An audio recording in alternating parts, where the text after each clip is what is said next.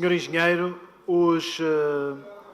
sabe que os madeirenses são um povo calmo, que até é conhecido por receber bem as pessoas.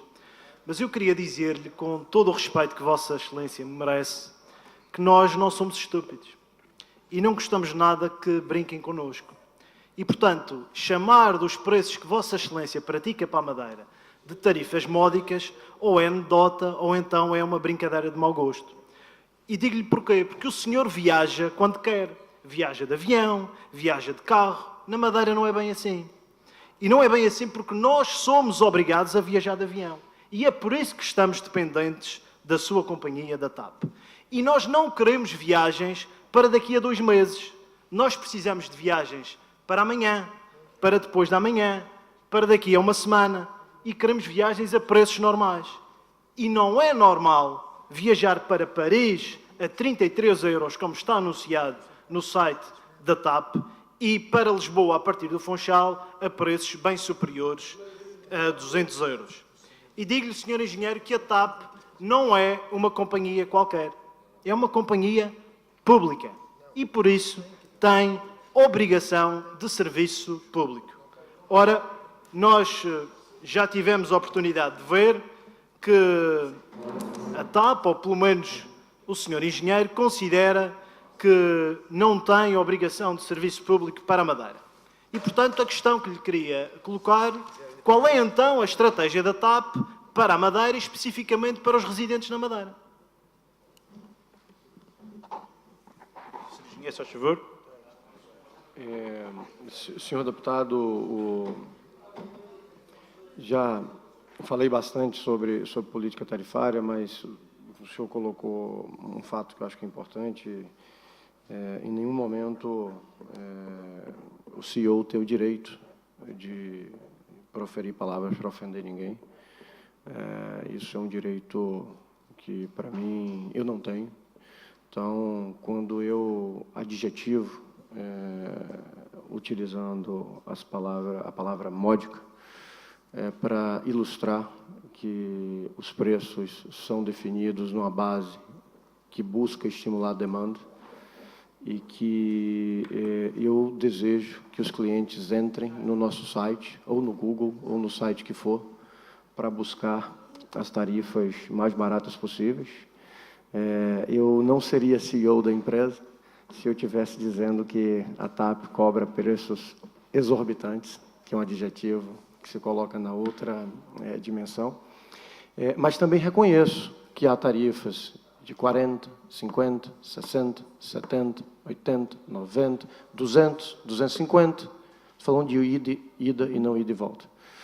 Como os senhores colocaram aqui, em nenhum momento eu vou omitir dados, em nenhum momento eu vou transfigurar a verdade. A TAP trabalha de uma forma muito transparente no que diz respeito à sua política tarifária, objetivando sempre estimular a demanda. E os números e os fatos e dados falam por si só.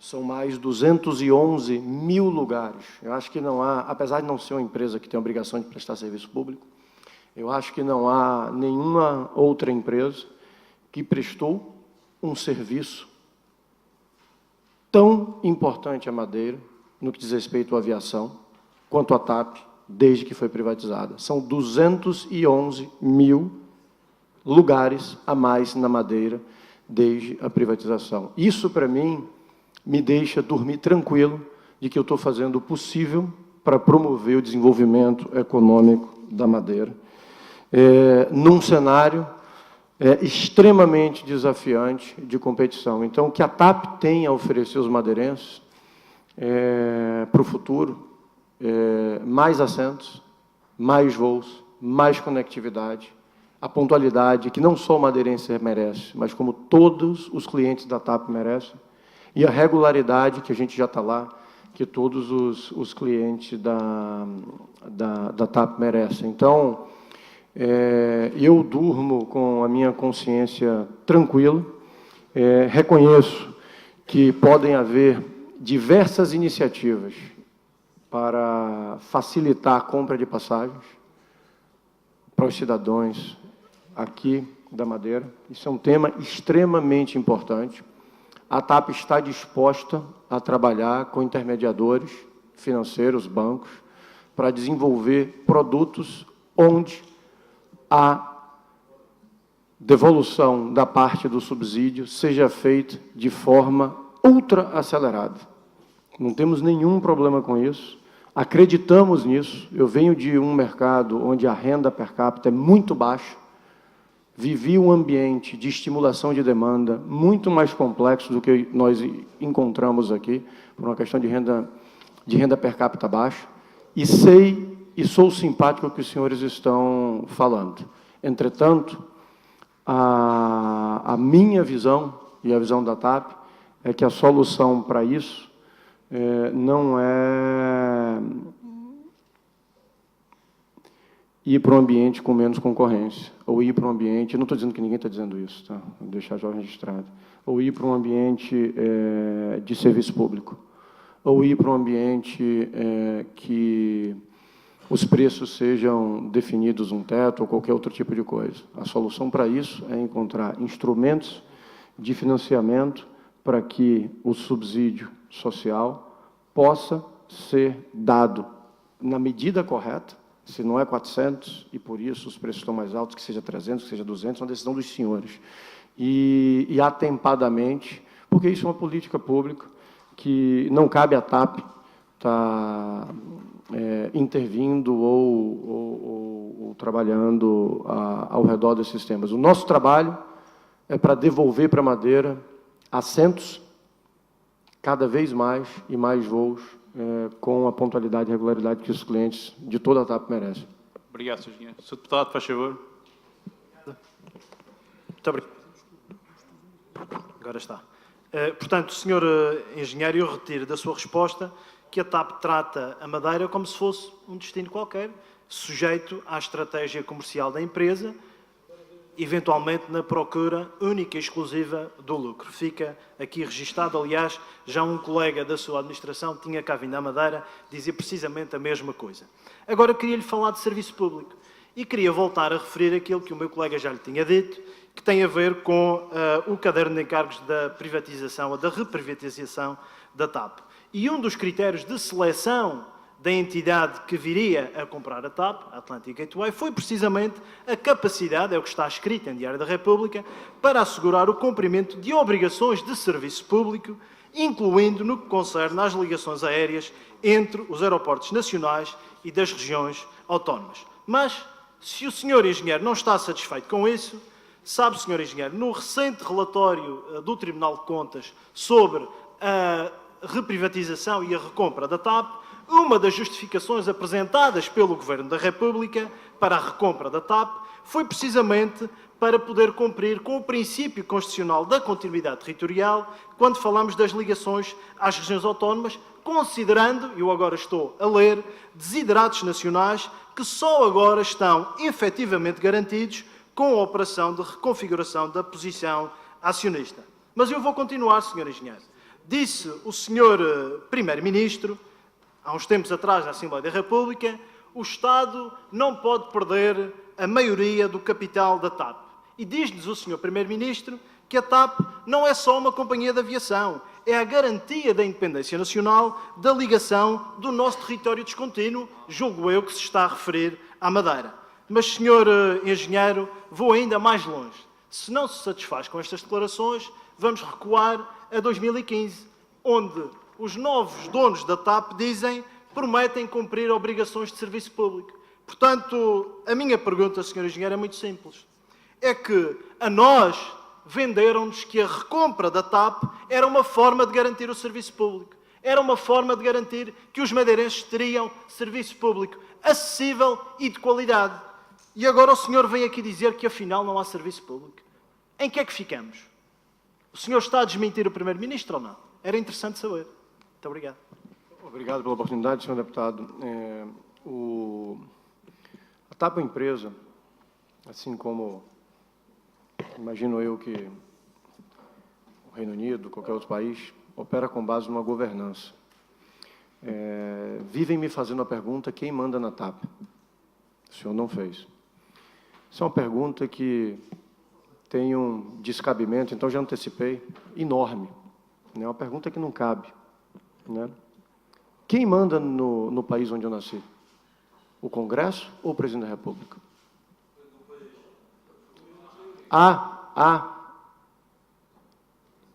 delegações claramente feitas no âmbito empresarial. A governança de uma empresa, ela é regida por um conjunto de acionistas que tem alguns direitos de decisão. É regida depois por um conselho de administração, que na presença dos seus administradores tem outros direitos de decisão. É regida pelos executivos da empresa, que tem outros direitos de decisão. E assim é a TAP também. A TAP é uma empresa onde os direitos de decisão estão claramente definidos. Por exemplo, nós temos um conselho de administração, onde há 6 membros indicados pela Par Pública, que é o acionista que tem os 50% do capital social, como os senhores referiram, e há 6 acionistas, há 6 conselheiros indicados pelos 3 acionistas de referência da Atlantic Gateway, que são a HNA, Dave Nilman e o senhor Humberto Pedrosa. E, por exemplo, o orçamento anual da TAP, o budget anual da TAP, é aprovado nesse conselho de administração. Por exemplo, qualquer tipo, as contas da TAP são aprovadas em sede de conselho de administração, em sede de assembleia. Então, a TAP, e eu fico muito satisfeito com isso não é de hoje, já vem de muito tempo, funciona com uma governança muito claramente definida. E é muito importante esclarecer quais são os compromissos assumidos de uma forma ampla. O compromisso assumido de forma ampla com as regiões autônomas, eu vou ler para os senhores aqui agora a frase completa do compromisso assumido, que é preservar e desenvolver, numa base de longo prazo, as ligações chaves definidas como as ligações aéreas com as regiões autônomas dos Açores e Madeira e com os países da União Europeia, o Espaço Econômico Europeu, a América Latina, os países lusófonos e demais países da diáspora portuguesa.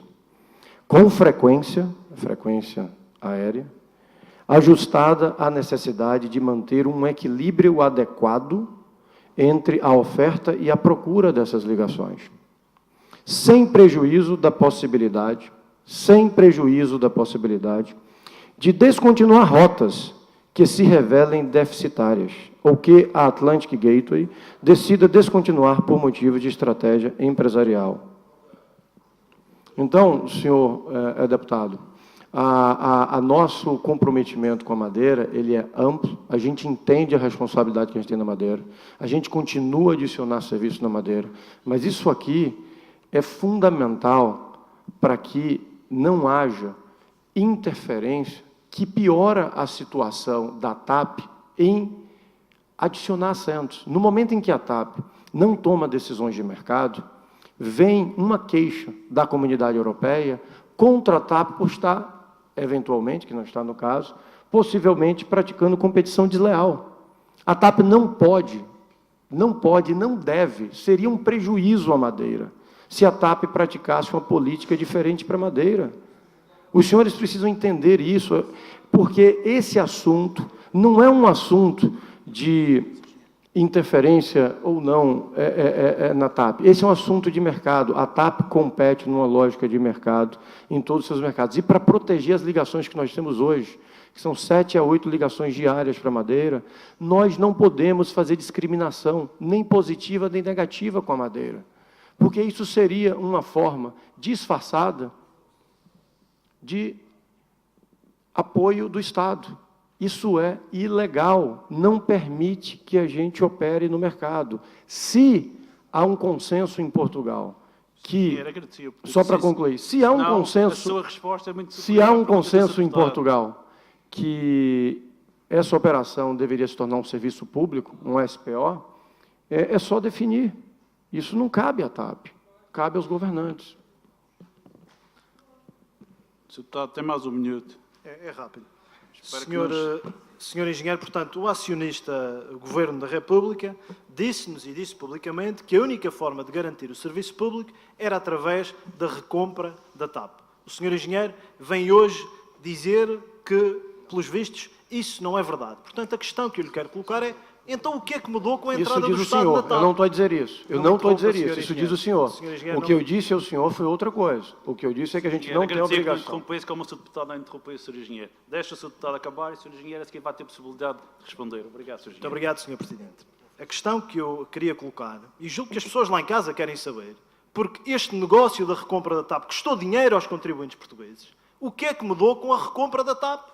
Se não há serviço público, se Vossas Excelências podem cancelar rotas quando quiserem, o que é que mudou? Explique de uma vez por todas porque é que nós gastámos dinheiro na TAP, se a TAP, pelos vistos, não tem qualquer responsabilidade com a Madeira e trata-nos como se fosse um destino qualquer. Senhor deputado, Sr. Engenheiro, Sr. Engenheiro. muito rápido, eu não posso responder sobre lógica política de nada. A lógica que eu posso responder, a pergunta que o senhor está fazendo sobre lógica política tem que ser destinada a políticos. A TAP, com o processo de recompra que foi feito, conseguiu, com o apoio do acionista, do Estado, renegociar um passivo bancário enorme e foi fundamental para garantir todo o crescimento que a TAP teve e que está investindo. Se não fosse a renegociação que foi feita, nós não teríamos hoje aqui a oportunidade de celebrar 200 mil assentos a mais.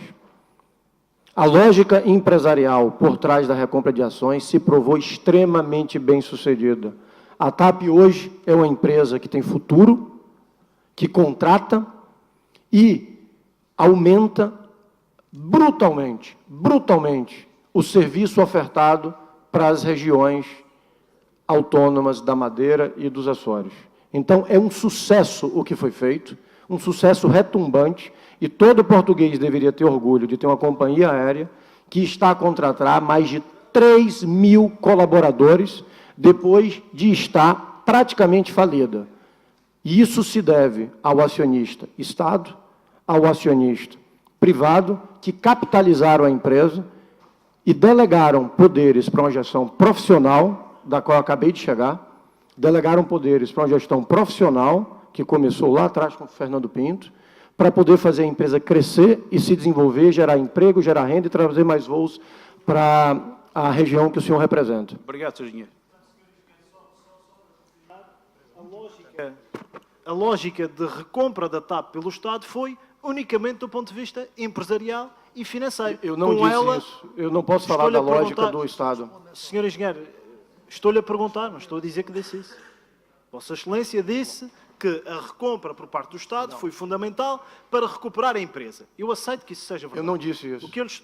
Por favor, o que eu disse foi que a lógica empresarial e não política foi capitalizar a empresa para que a empresa pudesse crescer. O senhor está colocando palavras na minha boca.